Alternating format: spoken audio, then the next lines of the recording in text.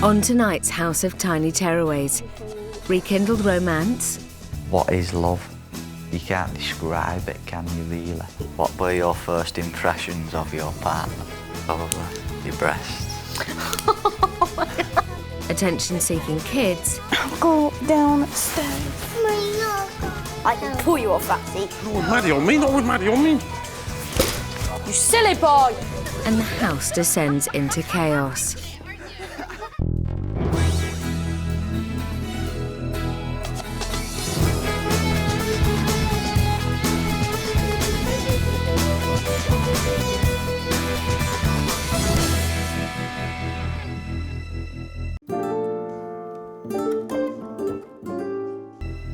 Three families at the end of their tether have come here to the all-new House of Tiny Tearaways.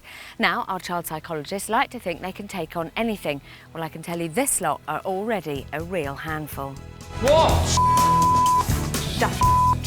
When relationships are at breaking point, I love my little girl so much, and sometimes I really hate her dad. young families are on the edge. Mum, I'm not getting pushed around no more! And the kids are out of control. Stop fighting! Stupid. This is where they come, the House of Tiny Tearaways. Two of the country's leading child psychologists, Laverne Antrobus and Elizabeth Kilby, are on hand to provide intensive therapy. They will observe how these young parents operate and then intervene to help them turn their lives around. I just can't cope with it. All the parents coming into the house over this month-long TV event are hoping that Laverne and Elizabeth can make a real difference to their lives. But whether they can remains to be seen. You naughty, naughty daddy. 26-year-old Stacey and her 25-year-old husband Paul came into the house to come to an agreement on how to discipline their 2-year-old daughter Leisha and 3-year-old son Maddox. Hello.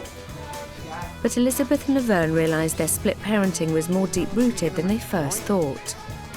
Paul has confessed to some insecurities from his childhood. Your father was just a really violent, aggressive bloke. And he's struggling to bond with stepson Morgan. You don't listen, do you? Morgan too is feeling the strain. So Laverne arranged a game that would make him the centre of attention. As you know. So proud. 25-year-old Gareth and 22-year-old Melissa have been taming 3-year-old Sky and 4-year-old Lennon's violent behaviour and tearaway tantrums with structured timeouts and gentle play.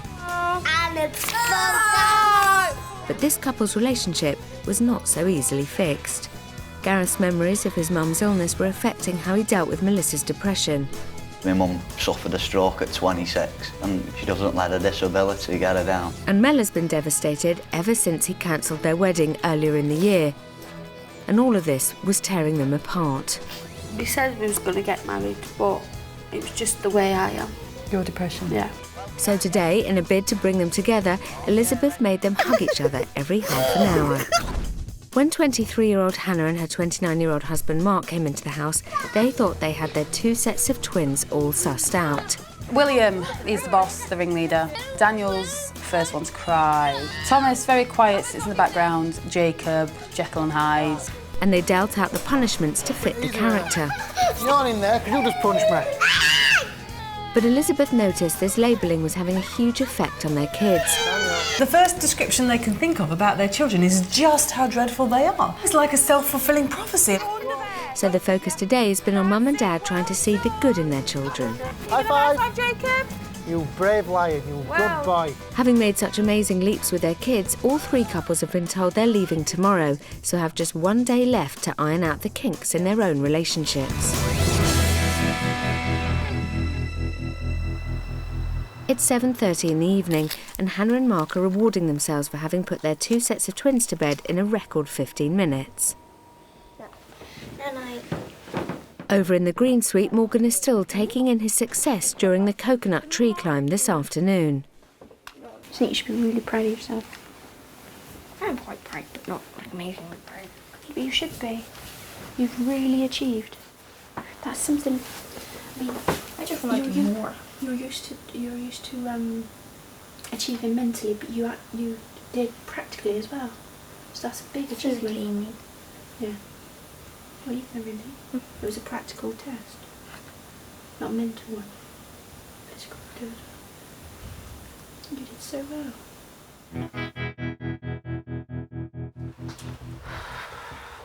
Last night, after Gareth spent time talking to Elizabeth about his mum, Melissa gave him the silent treatment.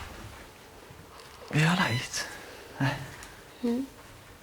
What's that? Morning, cheer up. Tonight, Elizabeth is taking Gareth away from a kickabout to finish their conversation.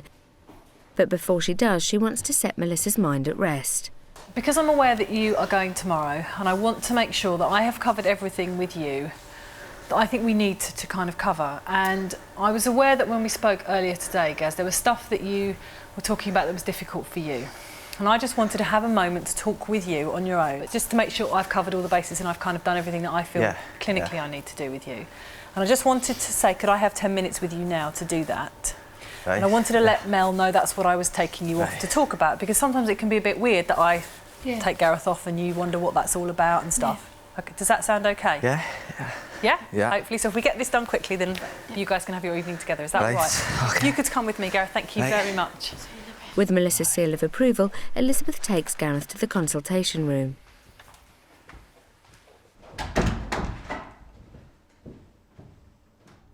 First of all, I wanted to say that I very much respected the way that you said to me, this is not something that I want to talk about more.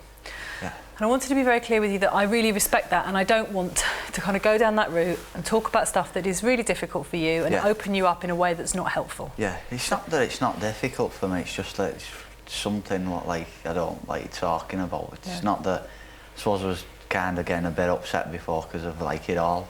Yeah. And like that on top of it. Yeah. Because it is, I mean, it's a lot. And certainly when things have happened when people are younger, it's to think back to the past can often be really hard, actually, to talk about some of that stuff. It's easier to talk about adult stuff than it is to talk about stuff when you're little. But I wanted to say to you that I respect what you said to me, that we don't need to go down that route. But thinking about my kind of work and the work I do, I wouldn't be giving you the sort of full duty of care if I didn't say to you that I thought there was possibly a link between some of the stuff that you've been through, you know, how you feel about what happened to your mum, and sometimes how you shut off now. Right.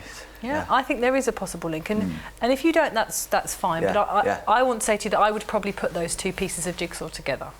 Yeah, and just I guess I'm telling you that because I want you to think about that you know, because I think that you know, when I first met you, I got a sense of a man who really kind of cut down and shut off, and I thought, well, why is he doing that? You know, I think I used the word punishing. And today I've seen a very different side to you. I've seen a man who really cares about his partner. I think you do really care about Mel. Yeah, and your kids. A huge amount, actually. And I think, well, I want to be sure that I've given you a fair deal here. Yeah? Because it's all well and good me coming in here and saying, you know, you're a mean man who called off the wedding and you're horrible and you're this and you're that. But actually, that's not the full picture. And you helped me today see a very different side of you. And I think it would be really lovely if Mel could get a sense of that. Yeah? Because what you and Mel have said to me is we want our relationship on a stable footing. And part of getting a relationship level is about mutual respect and love and caring for each other. And I think both of you have that. But you're not very good at telling each other. And because you're so laid back, it's easy to think that you're not a bit of a deep thinker. But I think you are quite a deep thinker. And I had the lovely opportunity to look at your video diary, which was fantastic, actually, because you said, you know, that part of you thinks that what I'm trying to do is kind of get in your head a bit and understand you, that you've somehow got hidden demons and I'm on a quest to find them. Do you still think that now? I don't know, I'm just like a bit sceptical, like, not sceptical, but like about psychologists and things, like, I don't, well, there's no out in my head for people to get out, so I don't like people trying to do it. But it can feel very intrusive, couldn't it? Like I'm a head doctor, I want to get in there and I want to understand you, and it must feel a bit like you feel when Mel's nagging at you. She's trying to get at you. And now I've joined in, and now I'm trying to get in your head. Must be enough to drive you crackers. So I can understand why you are sceptical. What's it been like talking to me? It's been good, like you pointed out things like I've probably like thought about myself but never like actually I don't know, like, give much thinking about, I suppose, and I'm very pleased to hear you say that. I like talking to that video diary, like I do. Fantastic. It's weird, like I just feel dead at home, like.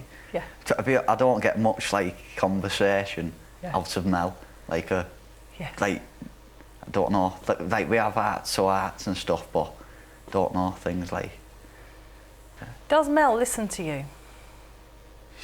She sits there as if like I think she is, but I don't know whether she takes out in like. I think she just thinks I'm boring most of the time when I like go on, because I'll just talk about like stuff what she's not really interested in, like what she don't care about. So I'll still talk anyway, like, but she probably don't take it in. Like if I talked about clothes and fashion to her, like I'll get more response and things. But when I sometimes get a sense of you as being quite kind of shut down, I do kind of wonder what's going on in there.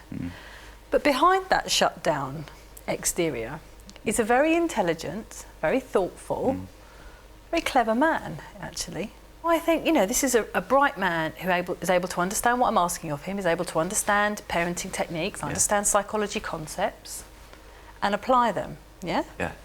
And then I look at your relationship with Mel and I think, to me, it just feels so stuck at times. Yeah. So what I want you to try and help me do is work with this relationship and help me understand why it's got so stuck. I'm going to ask you a question, might be a difficult question, but do you sense that Mel gets jealous?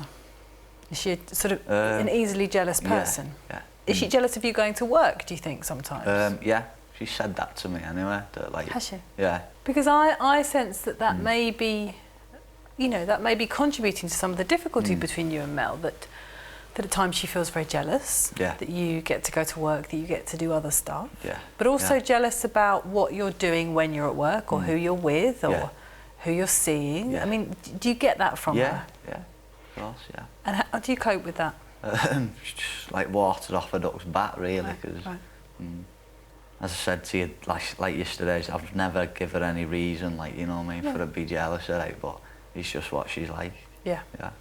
That's something I'd like to pick up with her tomorrow in the morning when I get a chance to talk to you together, because, I mean, I got the sense yesterday that after you'd come out of the consultation with me and sort of gone to find her, she was very cross. She was very cross about something. And I wondered if she'd been cross that you and I had spent so much time talking and she hadn't been part of that, and she wondered what I was doing. Yeah, which she is why gets like that, like that kind of thing. And I really picked that up from watching her reaction, which is why I wanted to say to her what I was going to talk to you about today and be very open with her, so that hopefully she won't be cross with you when you go back out, and you've got a chance to have a nice evening together. All right,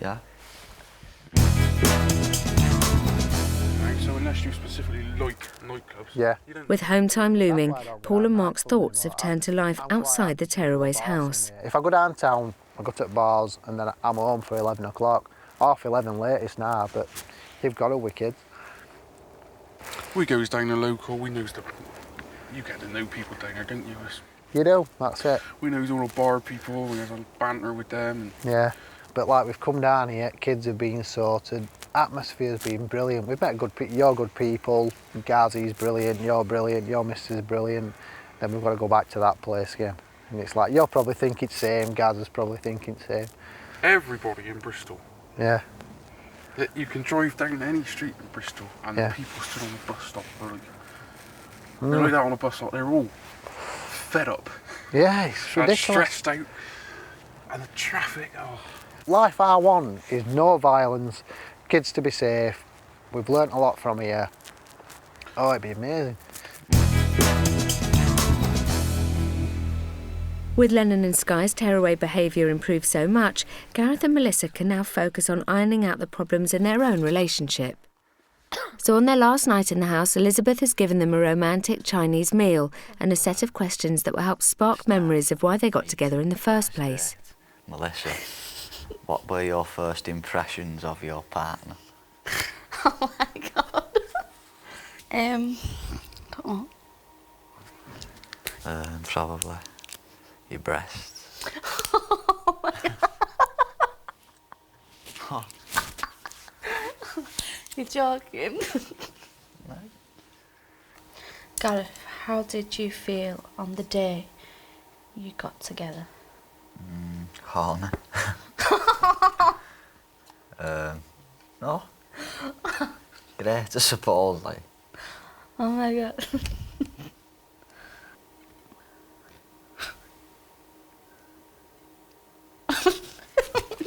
Come on, man. And then for me, it's describe your happiest day together. When... Yep. I went to the pictures.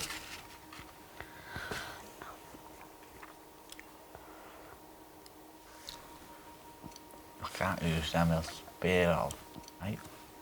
Hard for use.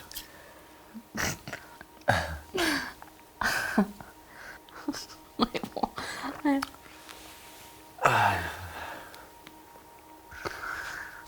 Oh god. What's been happening in news? Huh? I wonder if anyone's died out. Don't know.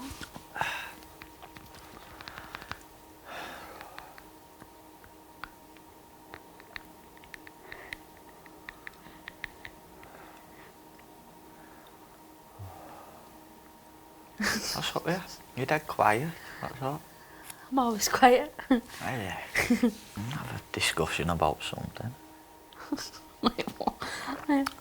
What are your thoughts on the origin of the planet? Yeah. Don't know. Don't ask me stuff like that. Did God create man? Oh. Did God create man? What? What do you think about the latest fashions? Latest fashion? Good. Good. Yeah. I don't know what they are. So. Just making conversation with you, you know what I mean? Luckily, as they get their dessert, the conversation is helped by the arrival of more questions. That's for you. That's for me. Dessert, your food. Melissa, what are you looking forward to in the next year? Can I have two? Yeah, whatever you are. Looking forward to in the next year. Hopefully get married and be a better family than we have been. What's yours? How do you think your life will be different when your children have grown up and left home? I don't know if it would be a bit boring then, won't it? You know what I mean? We will have no do. The house would be empty, because the dogs would be dead as well. Like kids would have left home, because the dogs will die. And not for upset you, like, you know what I mean? You never know, but they'll just get another, like, one goes and we'll bury him in the backyard and dog's dead, go and get shovel. What are you looking forward to next year? What? I'm forward to us, like, you know what I mean? Proper, them making it proper as a couple. Seeing the kids grow up. Next year. I don't know, only time will tell. Innit?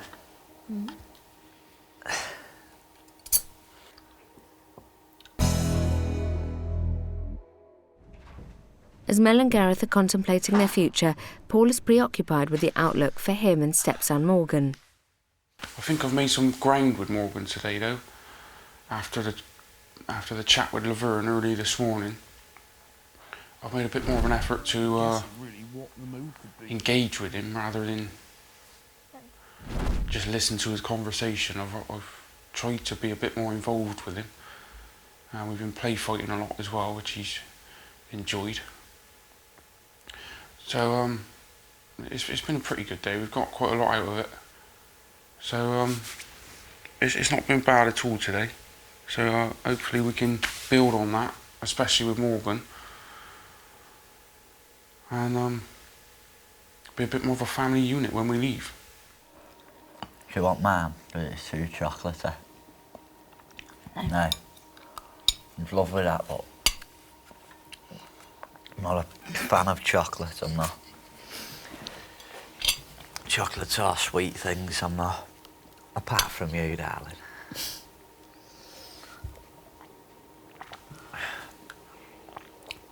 What are you after? What?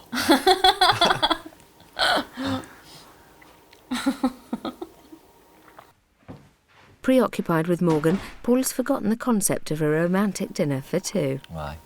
Gaz, Yo, got a bit of chop suey? do you want a chocolate fondue thing? Yes, please, mate. Yeah, I've only touched it a bit, mate. If you want, just get a new fork out at thingy. What sort I've of only age? touched it a little bit, mate. Well, you've got Just any get another thing fork, Thank like. you. No, just trying to ride it before.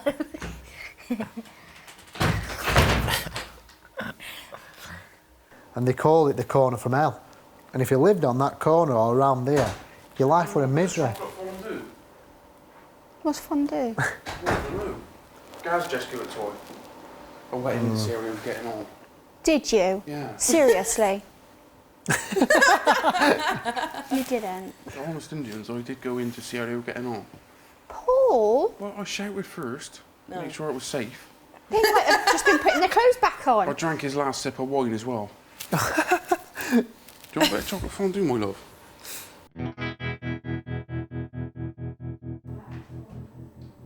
With the romance gone out of the Chinese meal, Gareth has decided to do a video diary. The kids are naughty. Over the last They're 2 nights, naughty, Gareth has aren't spent a total of 42 minutes doing his video diaries, and it's been jam-packed full of philosophical insight. I should have been a child expert myself. There's 3 things. All you need is like 3 things for kids, as long as they're clothed, fed and loved. And that's it. That is f***ing everything. Well, I am a bit of a sceptic about coming here. I don't know if I like somebody telling me what to do with my kids.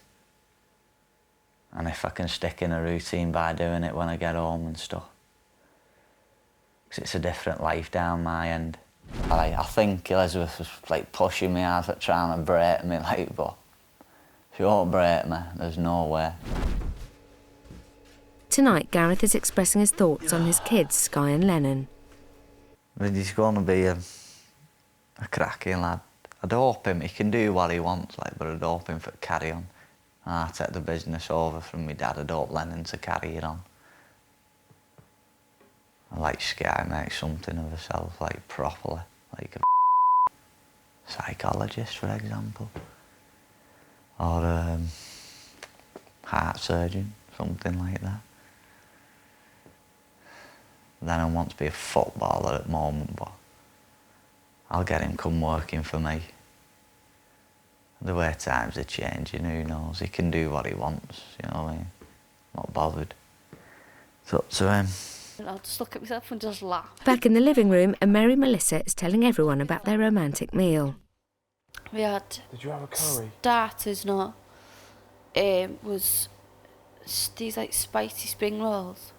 Oh, like yeah. sauce and like bits of carrots and stuff like that. I got through 2 and my mouth like felt like it was here, like my lips, because the sauce was pure hot, spicy. They're both great kids, they are. So much love for them, it's unbelievable. I don't think, like, I have a problem with love. Not, I know it's a feeling, but like, what is it, you know what I mean? Like, what is love? He said, what was it? If he was at home, we'd be sat on the couch. He said, when I was wine, he said, and I just thought there's a porno coming on this telly. And I just sat there, shut up, like that. And he goes, oh, come on, Mel, tell him what you watch. I'm like, shut up, shut up.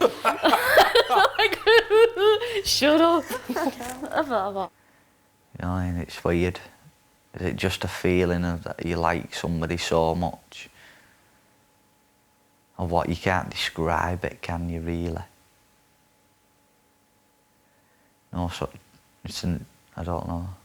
It's weird. It's just a word, really. I suppose it. Yeah, they should sum it up with something else instead of just the word love, because it is a word. You know what I mean? And I do say, I love them, but it's much more than love what I have for them. This deep thinking isn't restricted to the video diaries. Upstairs in bed, Paul is still worrying about his treatment of stepson Morgan. I don't know. I do moan at him when he interrupts. But that's not because I'm fighting for your attention. That's because I don't think a child should do it. I think in the early years, when we got together, we used to compete for your attention. I try not to do it anymore. I don't think I do that. I do feel, sort of, I don't know, watched and like I'm betraying you if he's sad or just needs a cuddle or, like he's messing around or with either of you. If I pick the wrong side, I feel like that's really, really wrong. I'm stuck in the middle, I suppose. So when we cuddle, if he walks out, I move away. Because I don't think that should happen. Because that is like enforcing, well, we should be doing this as wrong. Well, no, I don't do it because of that. No, but that's what is going through his head. Or that we've been caught out cheating, but it's not on the same level. I don't think that us showing affection to each other is any problem in front of any of the children, because it's nice for them to see love. And yeah, well, I agree, but do you think I should be made to feel like I'm cheating on either one of you? Well, I don't try to make you feel like that.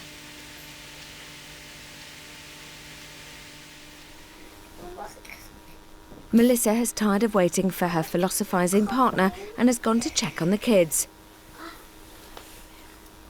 So after a 45-minute video diary, Gareth comes out to an empty house.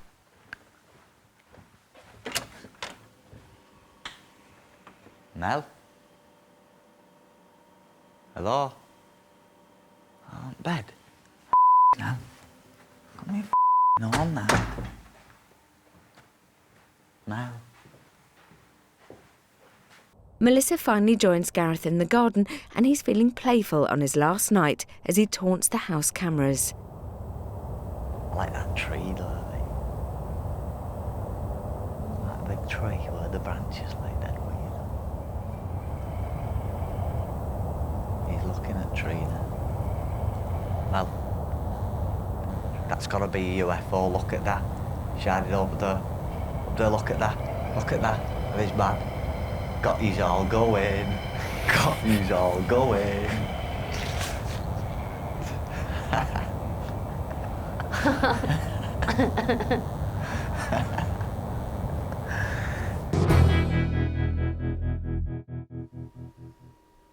It's 11:30 and all the kids have been in bed for 4 hours, so all the adults have settled in for an early night.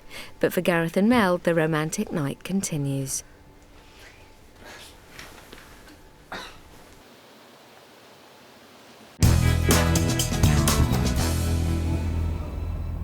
It's 7:30 in the morning on the final day for all three families. Lennon Burns has spent the night without his bottle for the first time in his entire life, and it's gone without a hitch. He and the rest of his family are all still flat out in bed. While over in the Purple Suite, the 4 Tearaway twins have woken up in a lively mood.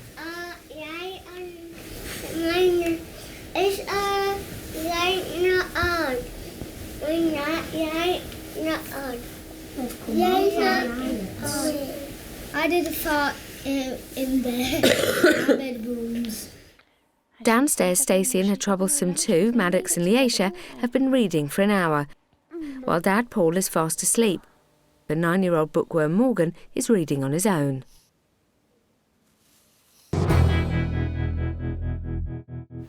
Let's talk about Paul and how open he is. He's done a lot of work in the house, hasn't he?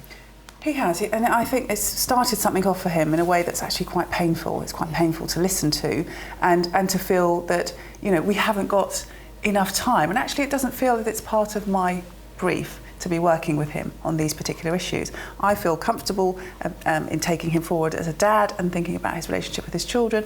But yeah, he's uncovered so much, and trying to work out how much of it is having an impact on his relationship with Stacey, on his relationship with him and his children. It's complicated. The most interesting thing to me was that I can't remember the exact word she used, but when Stacey said she felt like she was almost being unfaithful to Paul when she went off and spent time with Morgan. Have you come across that before? I haven't come across it in that sense. I mean, what I think is great is that she's named it. Yeah. Because actually the naming of your feelings can be so helpful. I think it's thrown them into a little bit of chaos, but actually it's out in the open now, and I think that the particular focus for this couple is that they both hold on to their worries, but it comes out in other ways.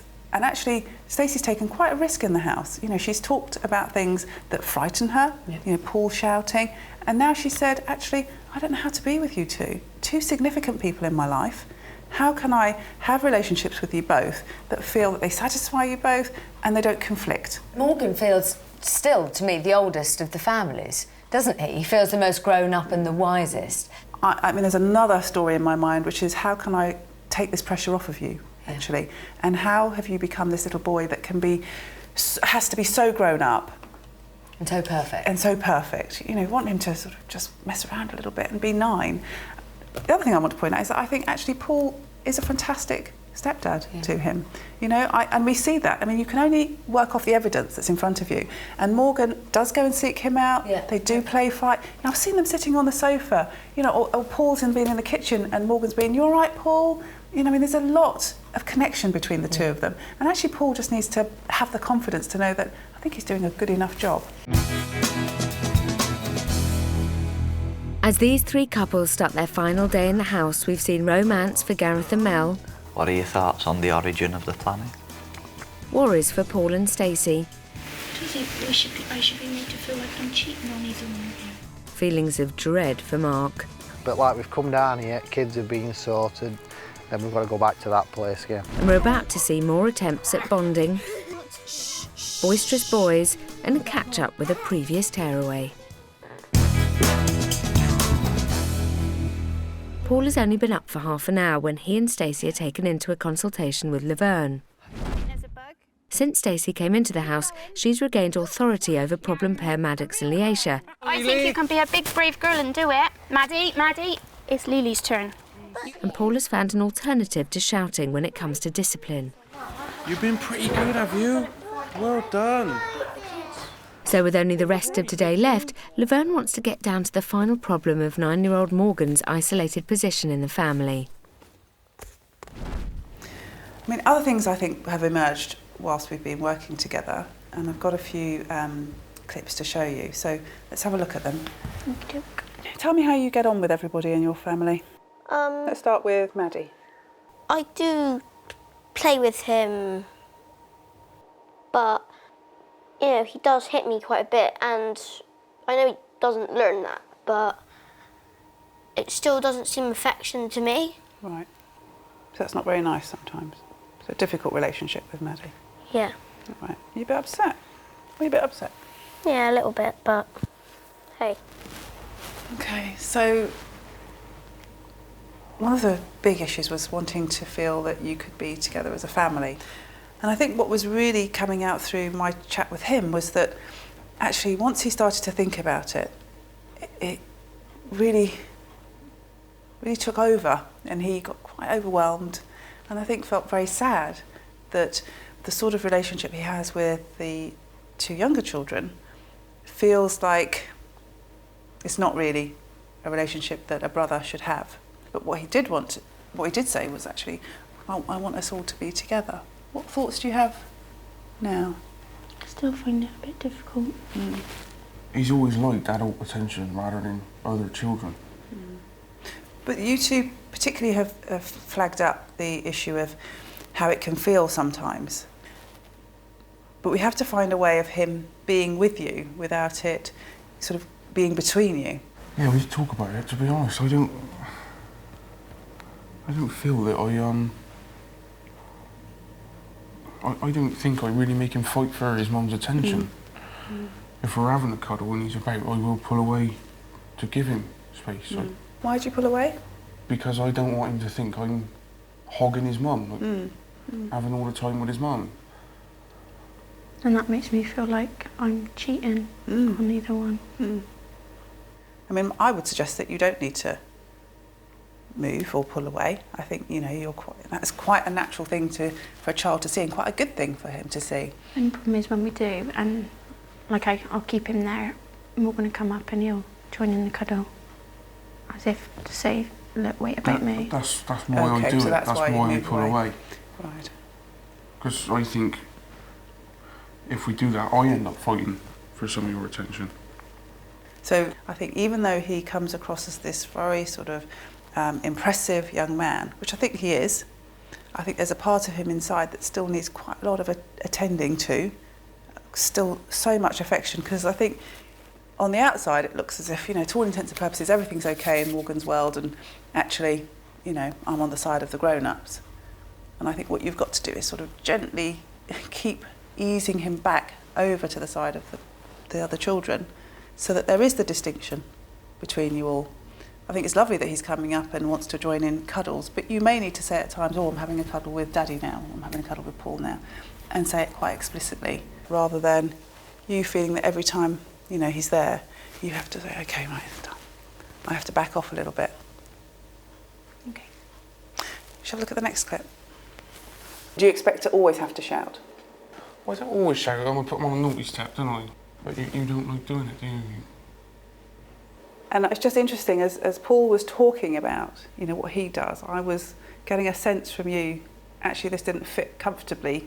Because he scares me when he does it, so the kids must be scared as well, I think.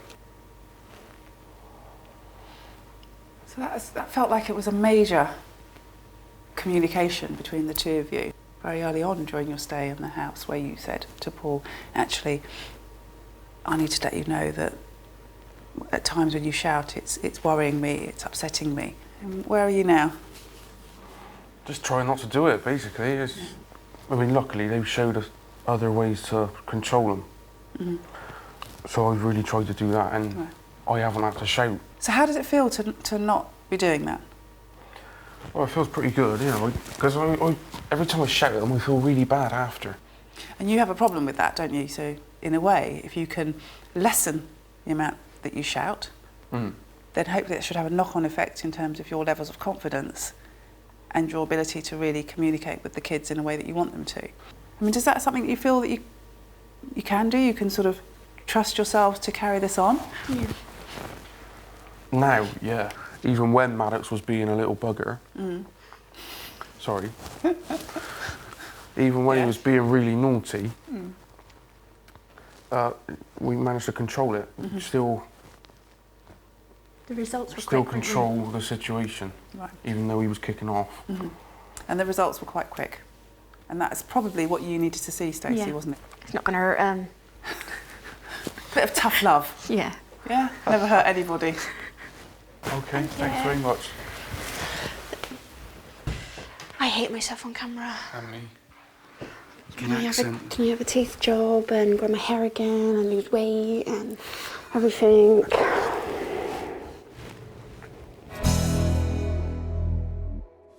A bit more of a bite on that. 4-year-old Lennon hasn't had a time out for 2 days and has only had 3 since he came into the house. But on his final day, his newly fitted halo seems to be slipping. Right, he's going in there. Pass me the timer. He's just pinched me. You've just pinched me. No, you're not funny. You're not funny. Tell you. Have another bite. Ha!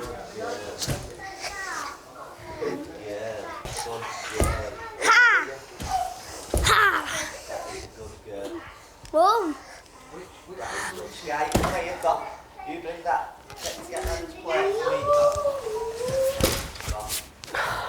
You silly boy! Now stop this.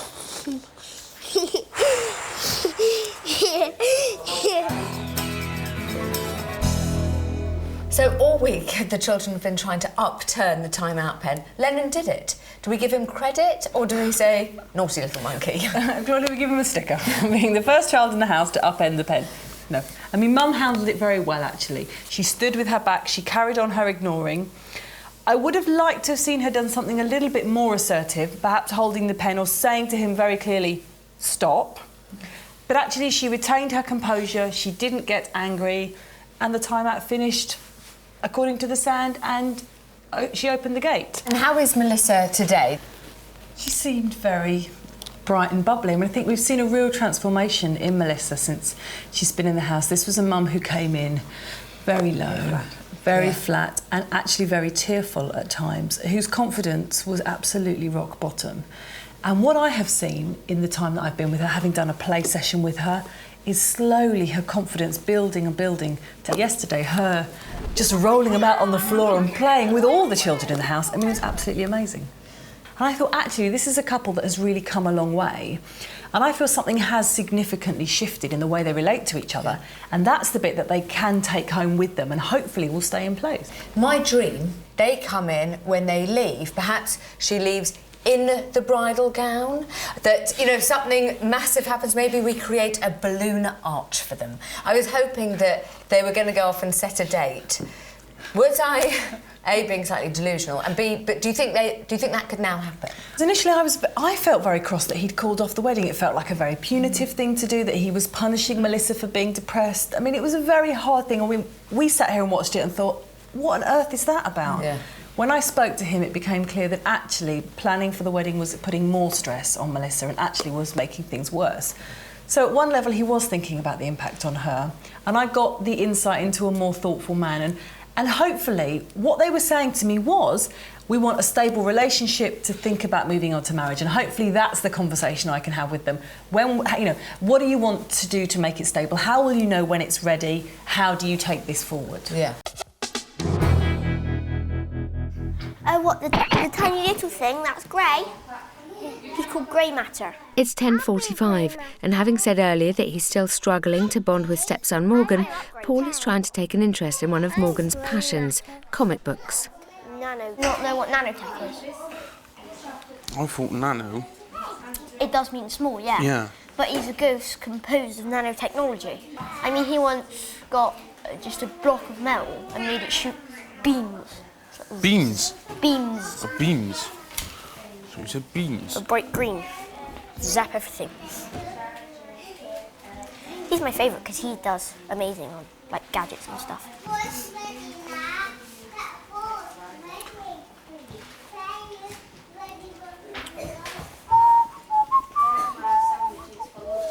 Well, what would you prefer? A great big thing with 4 bulky arms.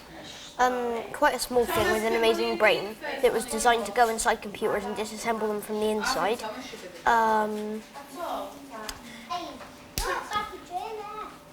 Give me a sec, I've got to think of some of the other ones. There's Ghost Freak, which is a ghost that can sift through stuff and become people's wildest fears. Why can't we go out there? Coke. I think you can. I think I can be a cowboy. I'm a cowboy? No, I am. And you are? You're a cowboy. And you're a I can pull you off that seat. No, not with Maddie on me, not with Maddie on me. You're a cowboy and I am a cowboy. You and me a cowboy.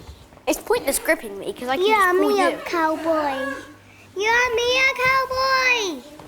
You and me a cowboy, Daddy. You and me a cowboy. Good morning. One of the things Elizabeth wanted to achieve with little Lennon Burns was to wean him off his bottle by the end of their stay. So yesterday she offered him a prize if he could go the night without it. So, can you remember when you went to bed last night? What did I say? Don't have a bottle. That you couldn't have your bottle. And if you went all night without your bottle, what did I say would happen in the morning? Have a pie. You'd have a prize. Did you do it without your bottle? Did he do it, Daddy? He did, yeah. You did very well. So, Lennon, this is for you. Oh, what'd you say, Lennon? What'd you say? Thank you. So no more bottle for you. Yeah, well done. And what about Sky? Was she good, Daddy, as well? She was good last night, yeah. So, Sky, prize for you. What'd you say? Thank you. You're welcome, sweets. something. If Yes. that's all right. Just give me a minute. Having heard from Stacey and Paul earlier, Laverne thinks she should give their son Morgan the chance to speak about the 5 days he spent in the house. What sort of lessons do you think you'll take home from here about how you can get closer all together? Probably playing together a bit more. Mm-hmm. Yeah, doing more activities together. I mean, yeah, I found a new interest. Mm-hmm. With that coconut climb thing, that was great fun. I think I would like to go back and do some rock climbing and stuff. When do you think it might still be difficult for you all to feel a bit like a family? In what way do you mean that? Do you know that there are certain times when you're all at home when it doesn't feel like you're all together? I think it's probably when Mum's ill and Paulie gets frustrated because the kids aren't listening to him. So the kids are, you know, sort of ignoring all round. Paulie's a bit frustrated. Mum is just sad because she's ill. Mm-hmm. And I'm just sort of sat in the middle, like. What do? Do you say anything about it, or do you just observe it? I'll usually sit and read a book or something and sort of try and warp out. Okay, so in some ways it can be like you're there and not noticing it, but actually you are noticing quite a lot. Yeah. So Mum and Paul need to pay attention to what they do that makes you think, oh, actually, we're not feeling like a family at the moment. Everybody feels a little bit like they're individuals. Okay, well, that's really helpful to know. And what about you? What are you going to be like when you go home? Are you going to be any different? Are you going to be the same? I don't know, I'll probably try and play with everybody a bit more. Try and do more things with everyone. Yeah, just mainly try and do stuff with them a lot more. Do you think it's something that you can all work towards and achieve? Yeah, perhaps. A bit of doubt there. What's the doubt? I think it's probably that I really do like sort of reading in those situations, so, you know, force of habit is be hard to give up. Do you think it might be worth giving it up so that you can feel a little bit more involved? Probably, yeah. Because actually I think that's what Mum and Paul want. They want you to feel like you're really in the middle of this family and quite at the centre of it. Yeah. It's nearly midday and Hannah is taking a break from packing. Elizabeth and Laverne have been trying to get Hannah to spread her affection evenly across her sons and not give Thomas any more than the others. Right, I just want 5 minutes with Thomas and then I'll come back downstairs, all right? What to do? Shh. I'll go downstairs. In a minute. Oh, we're going now. All right, I'm coming now, then. Oh.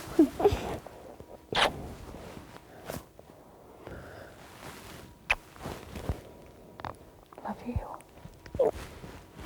Had a nice time.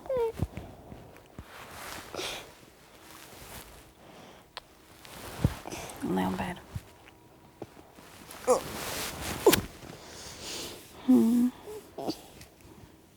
Kiss, kiss.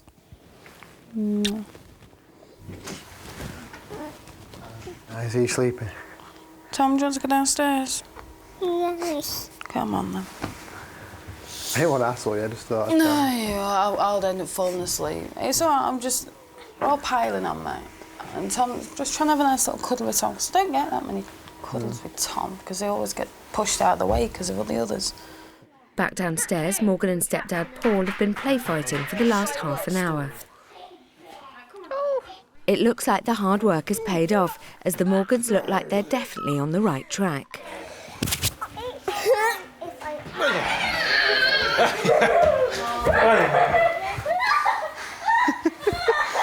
Oh, I got no wedge on.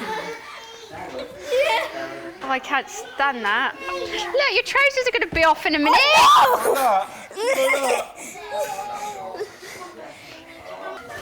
No!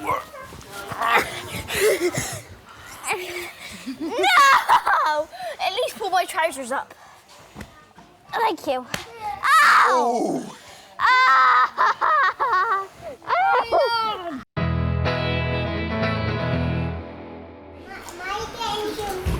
It's nearly lunchtime and Elizabeth and Laverne think that all three families deserve a treat. We're going to do a big activity for everybody. We're going to go out, you're going to get dressed up in some overalls, and then we're all going to go out and do some messy play using as many parts of your body as you would like. Yeah, so if you want to take your shoes and socks off, it's absolutely fine. I think it has to be at least hands and feet. At least hands and feet. Anything else is a bonus. Okay. There are overalls for everybody, adults and children. So I want you to get changed now and make your way outside. 10 minutes later and everyone's dressed for action. Even Mum Hannah Morwood, who hates mess. So how will she cope? Oh, good gosh. And once you've covered it in paint, you've got to walk through it and put your hands all the way through it. That's what I'm going to do anyway. It's up to you. Go on, Sky. Yeah, you're going to get washed later. Oh, bless. William, Daniel, it's fine to get messy. Come on, then. You did already.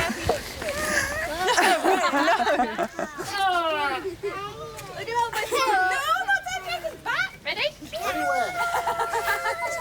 I just got you in the circle. Quick, yeah. Walk on it, Maddie.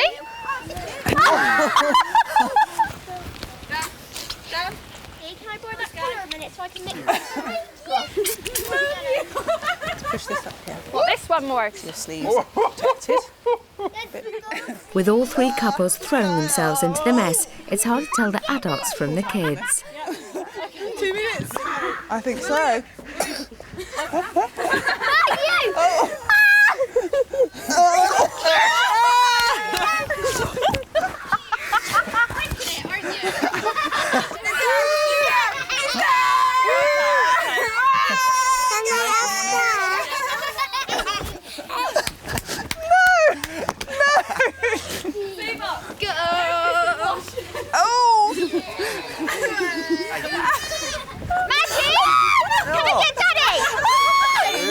What we'd like you to do is everyone stand up in line up this side of their pictures so we can come down and inspect your beautiful art. Show our pictures off. Dad, come here. Look at these works of art. Wow! Get to the side, Sky. Yeah. Come here, Sky. Children, I hope you enjoyed seeing your mums and dads get covered in paint. Well done, everyone. Give yourselves a big clap. Yes, stick together. While those lot get ready for home, we're catching up with some previous tenants. When Nazia and Gulnar Hussain came to the house, their 3-year-old daughter Anisa wouldn't touch her parents' traditional Asian food. And it was driving them to despair. Don't put your hands over your mouth. Spending hours over each meal, Nazia was taking it as a personal rejection. It's the only thing to make me look forward to the future with her eating, because if I don't have that hope, then I've got nothing. The turning point came when Laverne realised that Anisa wasn't just being stubborn. And this is quite hot for me. Is it? I think Anisa is scared of curry. And it didn't take them long to piece the picture together. After a rethink, a new approach had immediate results. Anisa, can you? Oh, good God. But has their home life been free from mealtime tantrums and raised voices? I've not had a stressful moment since I've come back.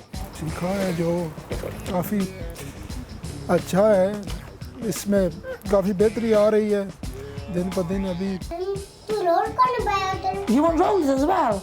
She's happy, more happy and more enthusiastic about her food. Getting her involved in the cooking as well, in the preparation, really helps as well, because she really enjoys helping. So I think when she's involved, then she's more likely to try them because she knows what's gone in there. But Anisa is not just eating spicy rolls, she's not afraid to have curry on her plate either. That's brilliant, because now she can take the spices in. It's not just the food that's improved. Nazia and Gulnar have made amazing steps forward with her behaviour. I learned a lot of things from being in the house. A lot about Anisa, a lot about what to do or not to do. 1 minute and then I get you out, yeah? I've definitely learned a lot about each other as well. I've learned a lot about Gulnar as well. Because you think you spent like 5 years with someone and you know them, and then something like this happens and it brings you closer. So definitely this eating problem with Anissa made us realise we need to work together. Thanks, Anissa. Something's good come out of that. What a day, even by our standards. Join me tomorrow for some more tears, tantrums and trouble from the all-new house of Tiny Tearaways. All right, I'll put 2 on you then. No, it's a fucker. No running. Walk in. All right. Bye.